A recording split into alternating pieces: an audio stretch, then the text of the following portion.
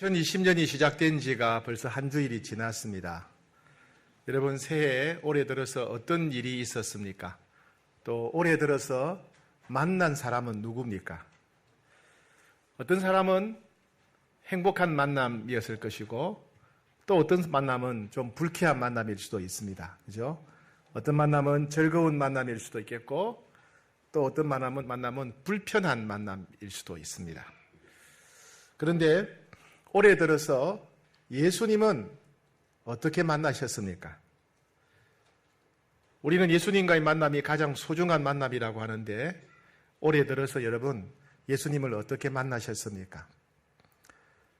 올해 들었는데도 아직 우리가 새해가 되었는데도 내가 주님을 깊이 만나지 못하고 친밀하게 만나지 못하고 있다면, 우리는 작년처럼 올해도 그렇게 허송세월할지도 모릅니다. 우리 몸도 작년보다 더 건강해져야 되지 않겠습니까? 우리의 사업도 작년보다 더 번창해야 되지 않겠습니까? 그렇다면 우리는 올해 작년보다 주님을 더 깊이, 더 친밀하게 만나야 됩니다. 오늘은 우리 주님을 만나는 삶에 대해서 함께 나누고자 합니다. 오늘 읽은 본문의 사건의 배경이 되는 곳은 가버나움이라고 하는 도시입니다. 가버나움은 이스라엘 갈릴리 지방 갈릴리 호수의 한 10시 방향, 11시 방향에 있는 도시입니다. 마을이죠. 주로 갈릴리 호수에서 민물고기를 잡아서 로마에 수출하는 어부들이 모여 사는 그런 동네입니다. 주변에 있는 마을에 비해서는 비교적 큰, 그래서 중심 역할을 하는 그런 마을입니다. 예수님은 나사렛에서 한 30년 사시다가 드디어 공생애를 시작하면서 가버나움으로 오셔서 가버나움에서 주로 공생애를 보내십니다. 예수님은 거기서 제자들을 부르셨고, 나병 환자를 고쳐주셨고, 중풍병자, 베드로의 장인, 귀신 들린 자, 해당장 야이로의 딸, 맹인, 손 오그라든 사람, 이런 여러 사람들을 고쳐주셨고 많은 기적을 베푸셨습니다. 오늘 사건이 있기 전에 하루 전날 예수님은 굉장히 바쁜 하루를 보내셨습니다. 우리 식으로 말하면 토요일쯤 되겠죠. 토요일 날. 예수님은 토요일 날 가버나움 해당에 가셔서 예수님을 거역하고 예수님을 적대시하는 사람들 앞에서 설교하시고, 또 회당에서 귀신 들린 사람을 고쳐주셨습니다. 그리고 이어서 오후에는 근처에 있는 베드로의 집에 가서 베드로의 장모, 열병, 오늘 말하면 말라리아 같은 병에 걸려서 죽어가던 베드로의 장모를 고쳐주십니다. 그리고 많은 사람들을 만나셨어요. 이었고 해가 집니다. 토요일 날 해가 지자 갑자기 사람들이 예수님께 몰려오기 시작했습니다. 오늘 본문 32절부터 34절까지 말씀을 같이 한번 받들어 읽겠습니다. 시작. 저물어 해질 때에 모든 병자와 귀신 들린 자를 예수께 데려오니 온 동네가 그 문 앞에 모였더라. 예수께서 각종 병이든 사람을 고치시며 많은 귀신을 내쫓으시되 귀신이 자기를 알므로 그 말하는 것을 허락하지 아니하시니라. 자, 그날은 토요일이니까 안식일입니다. 유대인들은 토요일 안식일로 지키죠.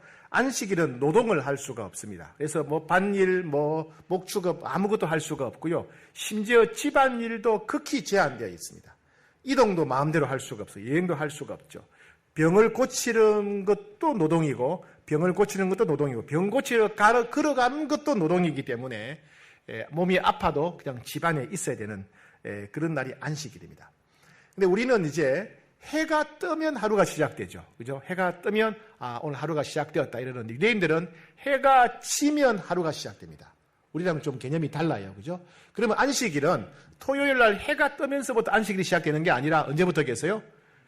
금요일 날 해가 지면서부터 안식일이 시작인 거예요. 금요일 날 해가 지면서 안식일이 시작이고, 토요일 날 해가 지면서 안식일이 끝나고 주일이 시작되는 겁니다. 그러니까 사람들이 토요일 날 해가 지자마자, 즉 안식일이 끝나고 다음날 시작되자마자 사람들이 예수님이 계신 집으로 막 몰려오기 시작하는 겁니다. 각종 병자들이 몰려오는 거예요.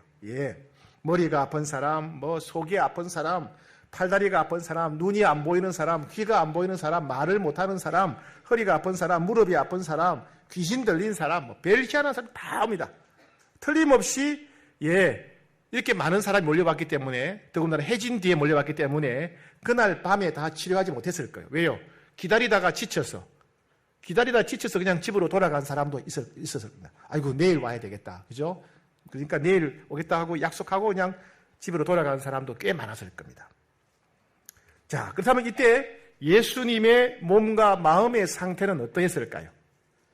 제 경험으로 볼 때 그날 밤, 그러니까 토요일 밤이죠. 예수님의 몸은 파김치가 되었을 것입니다. 파김치. 저는 지난주에 파김치가 되었습니다. 예. 지난주는 신년 특밤 때문에 매일 밤 설교하다 보니까 새벽 기도도 하고 밤에 설교하다 보니까 매일이 주일 같았어요. 주일. 예. 여러분 잘 모르실 텐데요. 설교하는 시간보다도 설교 준비하는 시간이 훨씬 힘듭니다. 그러니까 주일 같은 경우는 일주일 내내 피를 말리죠. 그런데 지난주는 매일이 그랬습니다. 매일 낮에 준비하고 저녁에 설교하다 보니까 일주일이 얼마나 힘들었는지, 오죽하면 제가 토요일에 설교 안 하겠다고 제가 했겠습니까? 힘들었어요. 네. 그랬는데 설교보다 더 힘든 게 있어요. 그게 뭐냐면 치유기도입니다. 치유기도. 아니 기도하는 게 힘들겠느냐? 그냥 기도해 주면 되지. 아니요, 그렇지 않습니다. 여러분, 치유기도를 하게 되면요, 기도받는 성도님들의 육체적인 상태가 몸에 느껴지거나 그들의 영적인 마음의 상태가 몸에 느껴질 때가 있어요.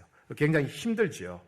예수님도 나병 환자를 위해서 기도하실 때 나병 환자가 얼마나 불쌍했겠어요. 나병 걸리는 순간 가족들에게 쫓겨나서 사회에서 추방되어서 산에 들에 혼자 지내다가 죽어가는 나병자 얼마나 불쌍했겠어요. 그걸 기도하는데 예수님이 창자가 끊어지는 듯한 고통을 느끼셨다 그러셨어요. 얼마나 불쌍한지. 예. 이와 같이 예수님은 환자들 한 명 한 명을 기도하실 때 몸도 힘드셨겠지만은 그들의 고통이 몸에뿐 아니라 마음으로 느껴졌기 때문에 예수님은 굉장히 힘든 밤을 보내셨을 것입니다. 틀림없이 예수님은 토요일 밤에 몸이 파김치가 되었을 것입니다. 자, 그런데 그렇게 피곤한 가운데서도 예수님은 다음날 주일이죠. 일찍 일어나셨습니다. 자, 35절 같이 읽겠습니다. 35절 시작. 새벽 아직도 밝기 전에 예수께서 일어나 나가 한적한 곳으로 가사 거기서 기도하시더니, 다음날 새벽이 되었습니다. 주일날 새벽이죠. 이날 아침에는 별것 아닌 것 같은, 정말 사소한 것 같은 사건이 하나 일어납니다. 이날 이 사건은 제자들에게 큰 충격을 주었던 이상한 사건이었어요. 자, 그날은 예수님도 제자들도 모두 지쳐 있었습니다. 제자들도 전날 하루 종일 예수님 설교하실 때 옆에서 같이 있었고, 또 회당에 있는 사람들의 날카로운 반응 때문에 제자들 마음도 굉장히 긴장했습니다. 예수님 가시는 곳마다 함께했고 예수님께서 치료하실 때마다 옆에서 수발을 들었기 때문에 제자들도 매우 피곤하고 지쳐 있었습니다. 그래서 아마 제자들은 조금 늦잠을 잔 게 아닌가 싶습니다. 그런데 예수님은 혼자 새벽에 날이 밝기 전에 혼자 먼저 일어나셔서 사람이 없는 조용한 곳으로 가셔서 기도하셨다 그랬습니다. 한참 기도하고 계실 때 제자들이 예수님을 찾아왔습니다. 36절입니다. 시작. 시몬과 및 그와 함께 있는 자들이 예수의 뒤를 따라가, 시몬은 베드로입니다. 베드로와 제자들이 막 예수님을 찾는 거예요. 예수님 어디 가셨지? 예수님 어디 가셨지? 그리고 드디어 예수님 기도하시는 것을 알고 찾아온 겁니다. 37절 시작. 만나서 이르되 모든 사람이 주를 찾나이다. 다른 번역에 보면 이것을 이렇게 번역했습니다. 그들은 예수님을 찾자 모든 사람이 선생님을 찾고 있습니다 라고 말했다 그랬어요. 누가 찾겠습니까? 어젯밤에 너무 늦어서 그냥 집으로 돌아갔다가 오늘을 기약하고 다음 날을 기약하고 집으로 돌아가는 사람들, 그리고 소문 듣고 달려온 다른 마을에 있는 사람들, 예수님 만나서 병 고치려고 새벽같이 그냥 막 달려온 수많은 환자들이 예수님 만나서 병 고치려고 그냥 막 인산인해를 이루고 있는 겁니다. 그래서 제자들은 기도하고 계시던 예수님께 급하게 달려와서 상황을 말씀드렸습니다. 예수님, 어젯밤에 병을 치료하지 못하고 그냥 돌아갔던 사람들하고 소문을 듣고 다른 마을에서 몰려온 사람들까지 엄청나게 많은 사람들이 지금 예수님을 찾고 있습니다. 새벽부터 난리입니다. 아우성입니다. 빨리 가셔서 저 사람들 치료해 주셔야겠습니다. 예수님 어서 가시지요. 이렇게 말씀을 드렸다는 겁니다. 그런데 예수님은 그러한 제자들의 요청에 대해서 너무나 이상한 대답을 하셨습니다. 예수님의 행동은 너무나 의외였습니다. 38절 같이 읽겠습니다. 시작. 이르시되 우리가 다른 가까운 마을들로 가자. 거기서도 전도하리니 내가 이를 위하여 왔노라 하시고. 아니다. 오늘은 이제 다른 마을로 가야 되겠다. 나는 그 마을에 가서도 전도를 해야 된다. 이것이 내가 온 목적이다. 하시면서 몰려든 수많은 환자들을 뒤로 한 채 예수님은 제자들을 데리고 다른 마을로 가셨습니다. 예수님의 이런 행동은 누가 봐도 이상한 결정이죠. 어차피 병자야 이 마을도 있고 다른 마을에도 있는 거 아닙니까? 그죠? 이 마을에는 환자나 저 마을에는 환자나 환자는 다 환자 아닙니까? 더군다나 이 마을에 많은 사람들이 병을 고치려고 먼저 몰려왔으면 먼저 온 사람들을 고치는 것이 당연하지 않겠습니까? 더군다나 예수님은 사람들에게 무관심한 것이 아니라 환자 한 명 한 명의 고통을, 육체의 고통과 마음의 고통을 직접 느끼면서 불쌍히 여기는 분이시기 때문에 환자를 그냥 버려둘 수가 없는 거예요. 그런데 왜 예수님은 이렇게 몰려든 환자들을 버려두고 다른 마을로 가는 결정을 내렸을까요? 예수님이 너무 피곤해서 그러셨을까요? 아니면 다른 마을에는 환자가 더 많아서 그랬을까요? 둘 다 답이 아니겠죠. 그죠? 예. 도대체 예수님은 왜 지금은 다른 마을로 가는 것이 우선순위다. 다른 마을에 가서 전도하자. 이렇게 말씀하셨을까요? 성경에는 다른 설명이 없고 그냥 오직 예수님이 새벽에 혼자 기도하셨다 하는 내용밖에 없어요. 그렇다면 예수님은 새벽에 혼자 기도하시면서 하나님을 깊이 만나셨던 것이고 하나님과 기도하시면서 이 마을 사람들도 예수님을 필요로 하지만은 다른 마을에 가서 전도하는 것이 더 급하고 중요하다고 결론을 내리신 것 같아요. 하나님이 그렇게 원하신다고 느끼신 것 같습니다.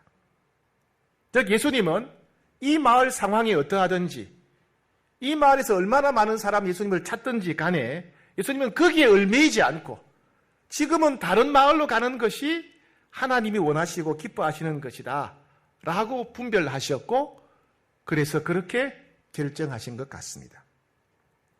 이 사건은 별것 아닌 것 같고 정말 사소한 것 같습니다. 이 마을에서 아니고 다른 마을로 가자. 별거 아닌 것 같아요. 하지만 이 사건은 제자들에게 큰 충격을 준 사건이었어요. 그래서 그날 그 현장에 있었던 시몬, 즉 베드로, 그리고 성경 기자인 마가, 누가는 별것 아닌 것처럼 보이는 이 사건을 자세하게 매우 중요한 진리를 선포하듯이 기록하고 있는 것입니다. 즉 뭘 말하고자 하는 것입니까? 예수님은 모든 일을 결정하실 때 상황을 보지 않고 기도를 하신 후에 결정하신다는 겁니다. 예수님은 모든 결정을 하실 때 사람들의 필요에 얽매이지 않고 오직 하나님을 만난 뒤에 결정하신다는 것입니다. 이것은 예수님께서 십자가의 길을 가실 때도 마찬가지였습니다. 예수님은 십자가의 길을 걷기 전에 겟세마네 동산에서 먼저 하나님을 깊이 만나셨습니다.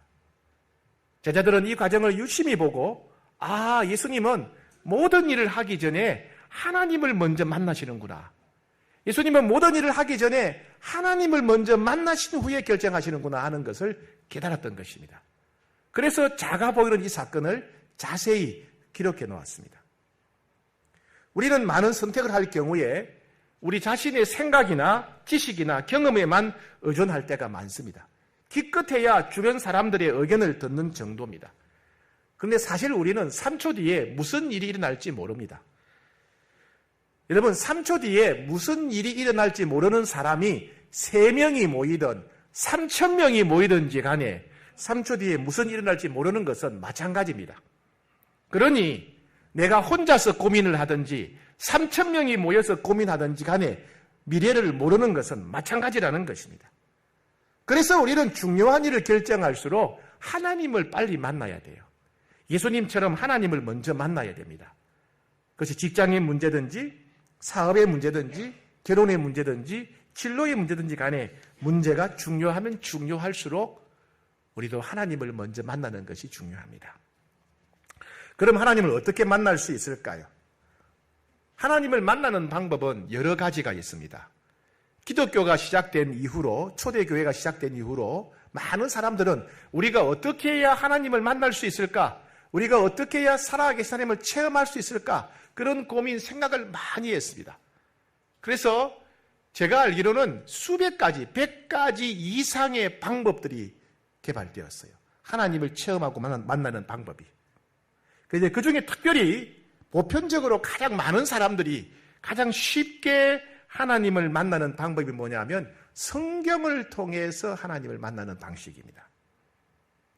성경은 모두 66권이고 1189장으로 이루어져 있습니다.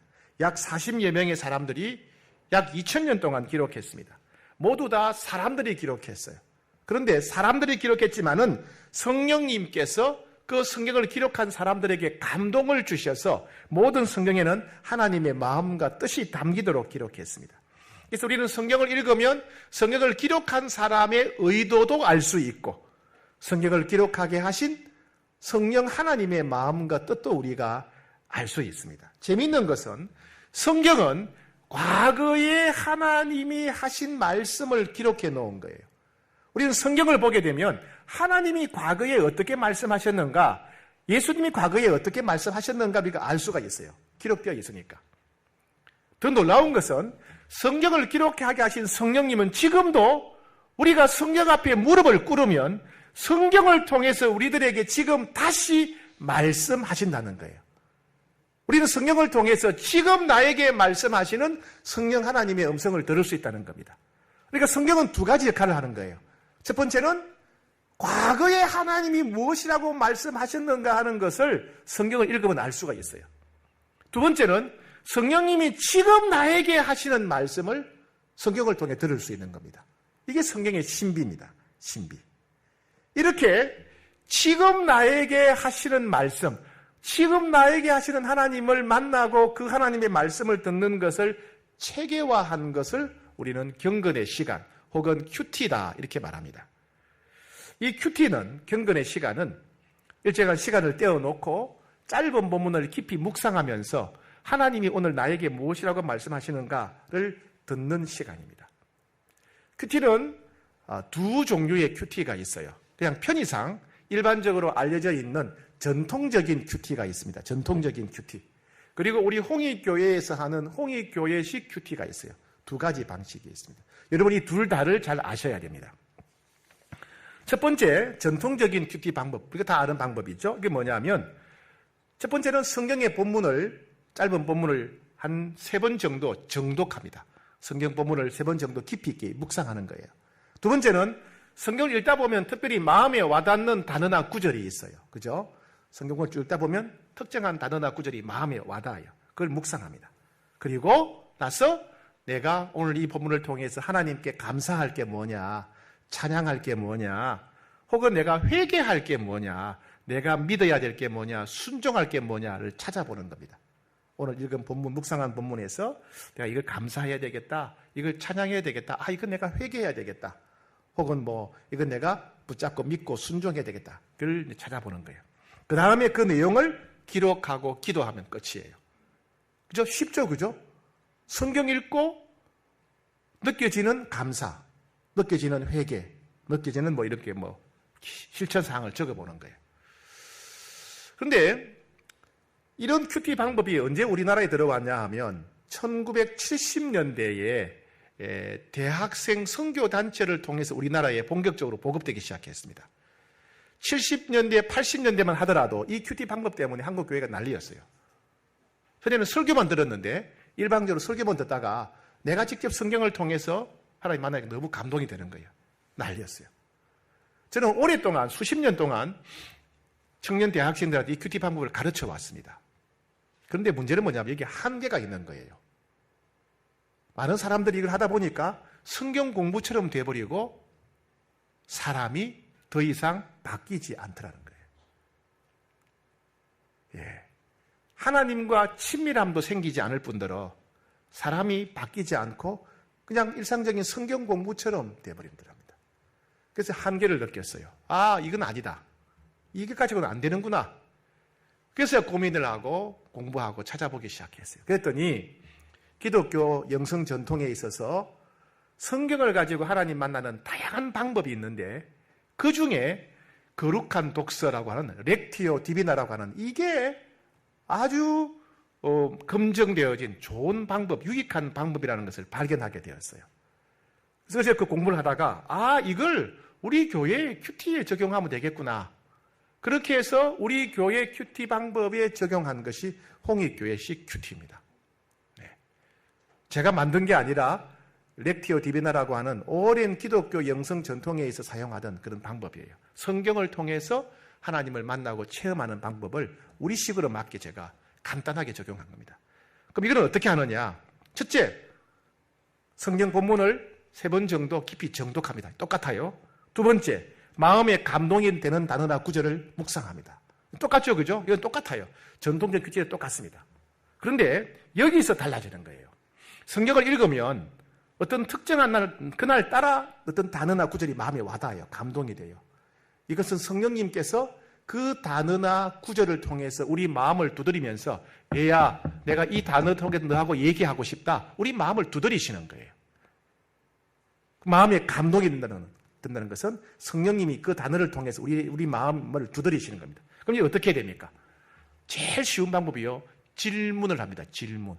성령님, 이게 무슨 뜻입니까? 성령님, 이게 왜 제게 감동이 되지요? 혹은 성령님 이걸 통해서 뭐라고 말씀하시는 겁니까? 성령님, 제가 어쩌란 말입니까? 뭐든 좋으니까 성령님께 질문을 합니다. 마음속으로 질문을 하는 거예요. 자, 내가 질문을 하면 이제 성령님이 대답하셔야 돼요. 그럼 성령님이 어떻게 대답하실까요? 우리는 성령의 음성을 어떻게 들을 수 있을까요? 자, 이건 잘 들으셔야 돼요. 지금은 기도하는 시간 아니에요. 지금 기도하지 말고 자, 이따가 기도하는 시간 드릴게요. 제 말, 지금은 저를 만나셔야 돼요. 저를 보셔야 돼요. 자, 제가 말을 하면요, 제 생각을 말을 통해서 여러분들의 생각에 제 생각을 전달합니다. 그죠? 제 말을 들으면 제 생각이 여러분의 머릿속에 생각이 들어가는 거예요. 제 말을 들으면 제 마음이 여러분 마음에 전달이 되는 거예요. 우리는 말, 이런 게 중간에 이게 매체가 필요한 거예요. 그런데 성령님은 우리를 만드신 분이고 우리 안에 계시기 때문에 소리라는 과정이 필요 없는 거예요. 어떻게? 성령님의 생각이 바로 우리 생각이 들어옵니다. 우리 생각이 떠오르는 거예요. 내가 누구의 말을 들은 것처럼 내 생각이 바로 떠오르는 거예요. 내가 누구의 말을 들은 것처럼 내 감정의 변화가 있는 거예요. 성령님, 이게 무슨 뜻입니까? 이거 어떻게 할까요? 질문하게 되면 어떤 생각이 떠올라요. 마음에 어떤 변화가 있어요. 그게 바로 성령님께서 우리에게 말씀하시는 거예요. 성령님은 살아계신 분입니다. 안 믿으세요? 성령 살아계십니다. 성령 우리와 함께 하십니다. 성령님은 우리가 알아들을 수 있도록 말씀하시는 인격적인 하나님이십니다. 아멘. 예. 그러니까 우리가 알아들을 수 있도록 말씀하세요. 생각이 떠오르는 거예요. 그러면 이제 내가 질문했더니 성령님이 대답하신 거예요. 그럼 누가 얘기할 차례예요? 그럼 내가 얘기할 차례인 거예요. 그럼 또 질문을 하거나 뭐 하고 싶은 말씀을 드리면 되는 거죠. 이거는 무슨 뜻입니까? 그래서 어쩌란 말입니까? 혹은 왜 맨날 저만 손해봐야 됩니까? 왜 맨날 저만 용서해야 됩니까? 뭐든 좋으니까 내가 말씀을 드리는 거예요. 그러면 또 누가 대파야 돼요? 성령님도 말씀하시는 성령님이.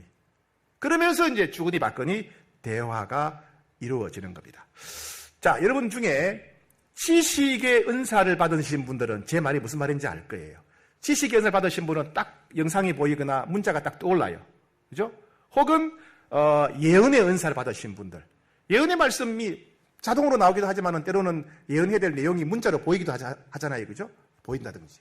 아니면 방언 통역의 은사를 받으신 분들은 제 말이 무슨 뜻인지 알 겁니다. 성령님이 하시는 말씀이 보이거나 들린다는 이야기죠. 예. 누구에게나 할 수 있습니다. 예수 믿는 사람은 누구든지 가능합니다. 그리고 그 다음에는 그 내용을 기록하고 기도하고 마치면 되는 거예요. 그죠? 예. 이것은 절대로 성경 공부하는 시간이 아니에요. 그리고 이것은 성령 하나님을 만나고 교제하는 시간입니다. 기독교 2000년 역사 동안 수많은 사람들이 이 방법을 통해서, 즉 성경을 통해서 성령 하나님을 만났고 하나님과 함께했고 교제하는 그 신비한 기법을 누렸습니다. 그런데 중요한 것은 분별을 해야 됩니다. 분별. 왜요? 우리 머릿속에 떠오르고 마음속에 떠오르는 생각이 전부 다 성령님의 생각인 건 아니기 때문에 그래요. 때로는 내 혼자 생각, 내 공상일 수도 있어요. 내 상상. 혹은 심지어 마귀가 주는 소리일 수도 있어요. 이걸 잘 분별해야 돼요. 예를 들어 우리가 기도하다가 혹은 찬양하다가 예배드리다가 길을 가다가 어떤 음성을 들었을 때, 환상을 보았을 때, 우리가 어떤 꿈을 꾸었을 때 이게 성령이 주신 것이 아닌지 분별해야 되지 않습니까? 마찬가지로 큐티 할 때도 성령의 음성에 대해서 분별을 해야 됩니다. 예. 내가 들은 것이 성령의 음성인가? 아니면 내 혼자 생각하는 내 상상인가? 아니면 마귀가 준 생각인가? 분별을 해야 돼요. 그럼 어떻게 분별하느냐? 분별의 기준이 있습니다. 첫 번째, 이 내용이 성경적인가 하는 거예요. 성경적인가. 내가 아무리 큰 소리로 들었고 내 마음에 아무리 강력한 감동이 되었다 하더라도 성경 내용과 다른 것은 성령의 음성이 아니에요. 성경을 모르면 너무 혼란스럽고 너무 엉뚱한 일을 할 수가 있어요. 그래서 성경을 많이 알아야 돼요. 성경 많이 읽어야 돼요. 성경과 다른 내용은, 성경과 다른 음성, 성경과 다른 환상, 성경과 다른 꿈은 절대로 성령의 음성이 아닙니다. 두 번째, 이 내용이 하나님의 성품과 일치하는가 보셔야 돼요. 하나님의 성품이 뭐예요? 우리 하나님 잘 알잖아요. 하나님은 사랑의 하나님이죠. 하나님은 용서의 하나님, 우리를 불쌍히 여기시는 하나님, 하나님은 거짓이 없는 진실한 하나님, 그죠? 긍휼의 하나님이잖아요. 근데 내 음성을 들었는데, 야, 너 김집사 되게 밉지, 뒤에 가서 뒤통수한테 때려줘라. 아니, 하나님이 그렇게 하시겠어요? 그건 내 성령의 음성이 아니라는 거예요. 그러니까 하나님의 성품과 일치하는가 분별하라는 겁니다. 세 번째, 그 내용이, 내가 들은 음성이 교회나 공동체 다른 사람에게 덕이 되는가 살펴보라는 거예요. 내가 그 말씀 붙잡고 살면 다른 사람들에게 상처를 준다, 다른 사람을 부끄럽게 한다. 그럼 그건 성령의 역사가 아니에요. 하나님은 다른 사람들에게 상처와 고통을 주면서 교회를 혼란스럽게 하면서 우리를 이끌어 가실 리가 없어요. 그죠? 그 내용이 교회와 공동체에 덕이 되는가 살펴보셔야 돼요. 마지막 네 번째는 뭐냐면 그 성령의 음성이 혹은 환상이 내 욕심, 내 욕망과 일치하는 것이라면 더 신중하게 분별해야 돼요. 사람은 다 자기 욕심대로 되기를 원해. 사람들은 다 욕망이 성취되기를 원하는 거예요. 인정받기를 원하고 칭찬받기를 원하고 잘 되기를 원하는 거예요. 그런 점을 마귀가 교묘하게 이용해서 마치 성령의 음성이 좀 다가올 때가 있어요. 그래서 내 욕심, 내 욕망, 내 계획과 일치할 때는 더 신중하게 분별해야 됩니다. 사실 분별은 좀 어려운 일일 수가 있습니다. 근데 분별을 잘 못하게 되면요, 자기 생각, 자기 욕심, 자기 공상을 성령의 음성이라고 오해할 수가 있어요. 마귀가 주는 생각을 하나님이 주신 역사라고 오해할 수가 있는 겁니다. 그래서 분별을 잘 해야 되는 겁니다. 근데 분별을 잘하게 되면, 정말 성령의 음성을 잘 분별을 듣게 되면 우리는 온 세상 우주 만물을 만드신 전능하신 하나님을 마주 대하고 대화할 수 있는 거예요. 그 하나님과 함께하는 신비한 경험, 신비한 평안을 맛볼 수가 있는 거예요. 그 하나님이 우리를 위로하시고 치료하시고 우리를 도와주시고 우리를 인도하시는 놀랍고 신비롭고 영광스러운 경험을 할 수 있는 겁니다. 그런 여러분, 성경 묵상할 때마다 두려워하지 말고 주님의 음성 들을 수 있도록 사모하셔야 돼요. 저도 성령의 음성 듣고 싶습니다. 주님, 저도 주님과 교제하고 싶습니다. 사모하셔야 돼요. 그리고 깨어서 분별하셔야 돼요. 여러분, 주님 만나는 시간은 너무나 달콤합니다. 너무 평안하고요, 너무 행복하고요, 너무 기쁘고요, 너무 감사하고요, 너무 자유롭고, 한번 맛보게 되면 자꾸 그 시간이 사모되어집니다. 큐티를 하게 되면 여러 가지 유익이 있습니다. 인생의 중요한 결정을 해야 될 때 하나님께서 우리 앞길을 가르쳐 주시고 인도해 주시기 때문에 그렇습니다. 우리가 인생의 중요한 일을 겪을 때 누군가가 위로해 주면 도움이 되지 않습니까? 사람도 나를 위로해 줄 때 도움이 되는데 살아계신 성령 하나님이 내 마음을 위로해 주신다면 얼마나 위로가 되고 힘이 되겠습니까? 그죠? 마음을 치료하시고 능력도 주시죠. 우리 마음이 불안하고 두려울 때 성령 하나님을 만나게 되면 우리 마음에 평강을 주시죠. 평강. 마귀는 우리 마음에 두려운 마음을 주고 우리 마음에 분노를 주고 우리 마음에 음란한 마음을 줍니다. 그런데 성령 하나님 우리 마음에 평안을 주시고 우리 마음에 기쁨을 부어주시죠. 우리는 상대방의 속을 알 수가 없어요. 우리는 내일 어떤 일인지 몰라요. 우리는 그 사람들의 의도를 몰라요. 그러나 성령 하나님은 우리가 갈 길을 보여주십니다. 우리는 주님을 만나면 만날수록 하나님의 마음과 뜻이 어떠한지 알 수 있어요. 여러분 친구도 오래 만나면 그 친구의 마음과 뜻을 알 수 있죠. 우리가 하나님을 자꾸 만나게 되면 하나님이 원하시고 기뻐하시는 것이 무엇인지 하나님의 마음과 뜻을 알 수 있어요. 또 하나님을 만나게 되면 우리가 하나님을 닮아가게 됩니다. 여러분 새해 2022년 시작하면서 올해 내가 말 조심해야 되겠다, 행동 조심해야 되겠다, 좀 행동이 내가 좀 사람이 좀 변해야 되겠다, 그런 결심하신 분들 있죠. 그죠? 작년에도 하지 않았나요? 왜 그 맨날 하죠? 안 변하니까. 우리가 정말 안 변해요. 그죠? 안 변해요. 예. 나만 안 변합니까? 다른 사람도 안 변해요. 사람이 안 변해요. 아니, 여러분, 이제 잔소리 그만하세요. 잔소리 한다고 남편 절대 안 바뀝니다. 제가 그랬더니 이부에 어떤 분이 아멘 하더라고요. 사람이 진짜 안 변해요. 우리는 새해가 되면 좀 말과 행동을 잘하려고 결심하는데 우리가 안 변합니다. 그런데 하나님 만나면 변합니다. 하나님 만나면. 친한 친구가 만나면 닮아가듯이 우리가 하나님을 만나고 교제하게 되면 하나님의 마음을 닮아가게 돼요. 사랑이 많은 사람이 되고 온유한 사람이 되고 다른 사람을 잘 배려하는 사람이 되고 나누고 베풀고 섬기기를 좋아하는 사람, 축복하는 사람이 되고 다른 사람을 위로하고 치료하는 능력이 있는 사람이 되고 지혜로운 사람이 되고 선한 것과 악한 것을 분별할 줄 아는 사람이 되고 하나님을 만나면 그런 변화가 일어납니다. 지혜와 지식을 얻게 되고 마음의 힘과 용기가 생기고 마음의 병이 낫고 육체의 병이 치료되는 역사가 일어나는 겁니다. 그럼 큐티를 잘하는 비결이 무엇일까요? 3가지 말씀드릴게요. 첫 번째, 규칙적인 시간과 장소를 떼어놔야 돼요. 시간 나면 해야지. 시간 나면 우리는 잠자고 TV 봐야 되는데요. 시간 나고 틈 나면 한다, 안 한다는 이야기예요. 주님 만나는 시간을 따로 떼어놔야 됩니다. 특정한 시간, 장소, 남들에게 방해받지 않는 시간, 장소, 주님 만나는 시간. 청년들이 데이트할 때 얼마나 그 시간을 중요하게 여깁니까? 그 시간, 장소를 떼어놔야 돼요. 두 번째, 우리가 매일 큐티할 때마다 짧은 본문을 깊이 묵상해야 되기 때문에 그날 어떤 본문을 묵상해야 될지 모르잖아요. 그래서 큐티 교재가 있는 거예요. 큐티 교재를 구입하는 게 좋습니다. 왜? 오늘 아침에 오늘 내가 큐티할 때 어떤 본문을 묵상해야 되는지 주님과 어떤 본문을 통해 만나야 될지 매일 보여주기 때문에. 그럼 왜 큐티 교재 많은데 왜 매일 성경이냐? 우리나라에 큐티 교재가 수십 개 있습니다. 그중에 우리 교회는 매일 성경 합니다. 왜? 여기서 제가 돈을 받은 게 아닙니다. 왜? 제일 싸니까. 2달치를 한꺼번에 사니까, 싸니까.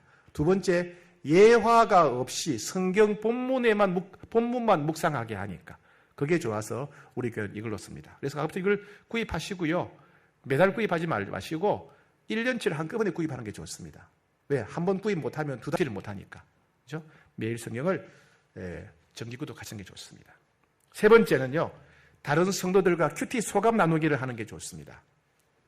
똑같은 본문을 묵상했는데 하나님이 이 사람에게 말씀하신 것과 이 사람이 말씀하신 게 다른 거예요. 하나님이 사람마다 필요와 형편을 아시는구나. 야, 신기하네. 성령님이 각 사람의 필요와 형편을 보시고 말씀하셨네. 그게 너무 신기한 거예요.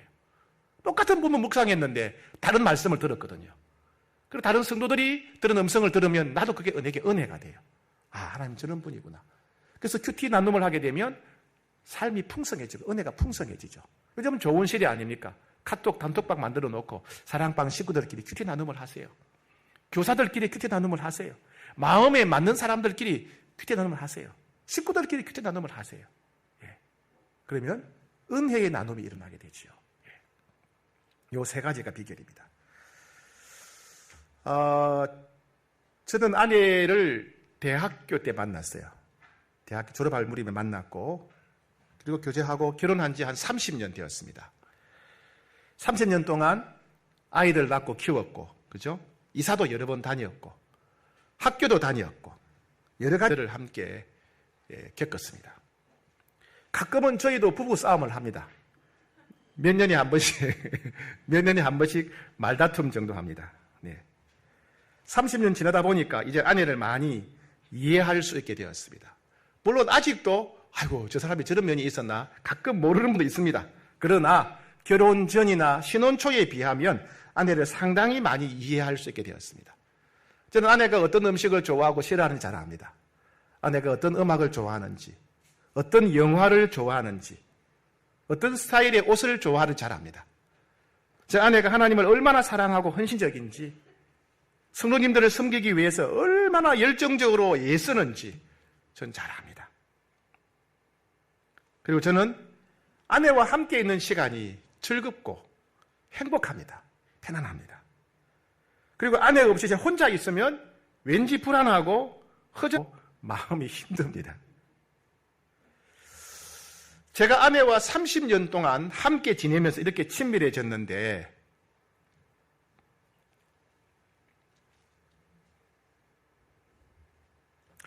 제가 예수님 만난 지는 42년이 되었습니다. 예수님 만난 지 42년이 되었는데 내가 아내와 누리는 친밀한 만큼 예수님과 친밀해졌는가를 돌아보게 됩니다. 내가 아내를 이해하는 만큼 내가 예수님의 마음과 뜻을 얼마나 깊이 이해하게 되었는지, 내가 예수님을 얼마나 깊이 더 사랑하게 되었는지 돌아보게 됩니다.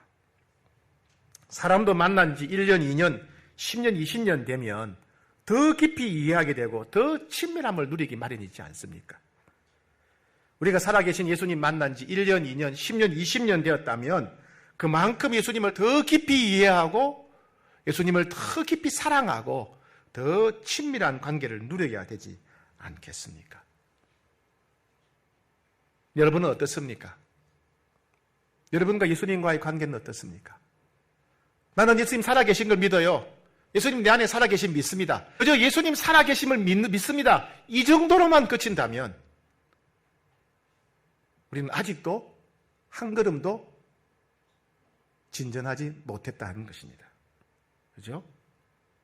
우리는 예수님이 살아계시고 내 안에 계시다는 것뿐만 아니라 그분이 어떤 분이 깊이 알아가야 되고 그분과 친밀하게 동행하는 삶을 누려야 되지 않겠습니까? 예. 그 방법 중에 하나가 바로 큐티입니다. 새해에는 2022년에는 어떤 것보다도 큐티에 헌신하기로, 주님을 만나고 동행하는 삶에 힘쓰기로 결단하는 그런 해가 되어야 되겠습니다. 어떤 것보다도 시간을 떼어놓고 장소를 떼어놓고 주님 만나기로 결정하셔야 됩니다. 주님, 이제는 앞으로는 제가 인생을 살아가는 만큼 더 깊이 알아가기를 원합니다. 제가 인생을 살아가는 만큼 주님과 더 친밀한 자가 되기를 원합니다. 그렇게 결단하시는 여러분 되기를 축복합니다. 우리 같이 한번 기도하겠습니다.